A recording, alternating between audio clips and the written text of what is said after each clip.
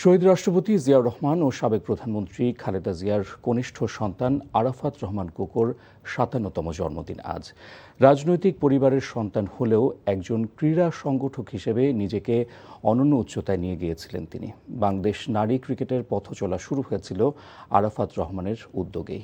কোকোর জন্মদিনে বনানী কবরস্থানে শ্রদ্ধা নিবেদন করবেন বিএনপি ও অঙ্গ সংগঠনের নেতাকর্মীরা। এছাড়া নয়াপল্টনে আলোচনা সভা ও দোয়ার আয়োজন করা হয়েছে। নিলয় মজুমদারের রিপোর্ট। তিনি ছিলেন আড়ালের মানুষ, অথচ অনিন্দ আলো তাকে আলোকিত করেছিল তার কর্মে। রাষ্ট্রপতি পিতার পরিবারে জন্ম নিয়েছিলেন নিতান্ত সাধারণ হয়েই। আরাফাত রহমান কোকো নীরবতার ভাষা দিয়েই যেন বুনে গেছেন না বলা কত কথা। তার কাজ তাকে পৃথক করেছে পরিচয়ে। দেশের ক্রীড়াক্ষেত্রে আলো ছড়িয়েছিলেন নিভৃতে, নীরবে। ব্যক্তিগত জীবনে খুবই সাধারণ ও অন্তর্মুখী থাকলেও ক্রিকেটে তার নাম অবিস্মরণীয়। রাজনৈতিক পরিবারের সন্তান হয়েও বোর্ডের অধীনে কাজ করেছেন ডেভেলপমেন্ট কমিটির চেয়ারম্যান হিসাবে। হাই পারফরমেন্স ইউনিট গঠনের মাধ্যমে ভবিষ্যৎ ক্রিকেটার তৈরির পাইপলাইনের সূচনা হয় তার হাত দিয়ে। এছাড়াও মিরপুর শেরে বাংলা স্টেডিয়ামকে আধুনিক স্টেডিয়াম হিসাবে রূপান্তর থেকে শুরু করে বগুড়ার শহীদ চান্দু স্টেডিয়ামে পেসবান্ধব উইকেট তৈরি, ক্রিকেটকে নিয়ে আরাফাত রহমানের পরিকল্পনা ছিল সুদূর প্রসারী। শুধু তাই নয়, বাংলাদেশের নারী ক্রিকেটের পথ চলাও শুরু হয়েছিল তার হাত ধরে।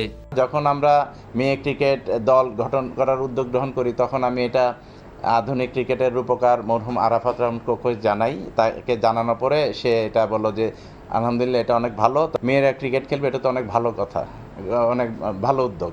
তো ওই যে মেয়েদের যে পথ চলা, তারপরে কিন্তু তারা আর পিছনে তাকায়নি। ক্রিকেট কূটনীতিতেও আরাফাত রহমানের অবদান ছিল অসামান্য। আমাদের এই স্টেডিয়াম তৈরির ক্ষেত্রে কনসালটেন্ট, তারপরে আমাদের আম্পায়ার্স এডুকেশন, তারপরে আমাদের গ্রাউন্ড স্টাফদের এডুকেটেড করা, সব কিছু কিন্তু তখন অনেক সহজ ছিল। এবং আমাদের অনেক খেলোয়াড়কে ওরা কোচিংয়ের জন্য অস্ট্রেলিয়াতে নিয়ে ইনভাইট করে নিয়ে গিয়েছিল। তো সব কিছু সম্ভব হয়েছিল আমাদের আধুনিক ক্রিকেটের রূপকার মরহুম আরাফাত রহমান কোকোর কারণে। ক্রিকেট ডিপ্লোমেসিতে তাকে সেরা বলা যায় বাংলাদেশের ইতিহাসে।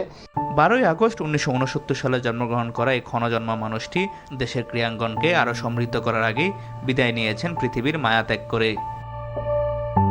রাজনীতি না করেও শুধু রাজনৈতিক পরিবারে জন্ম নেওয়ার কারণে তাকে সইতে হয়েছে ফ্যাসিবাদী শাসনের নির্মমতা। সেই দুঃশাসন কোকোকে মায়ের কাছ থেকে করেছে ছিন্ন, ছাড়তে হয়েছিল প্রিয় স্বদেশ।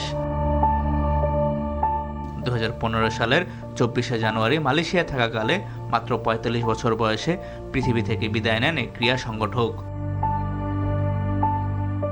স্বৈরাচার সরকারের বিধিনিষেধ ভেঙে আরাফাত রহমানের শেষ বিদায়ে মানুষের ভালোবাসার ঢল নেমেছিল ঢাকার রাজপথে। নীলা মজুমদার, এনটিভি নিউজ, ঢাকা।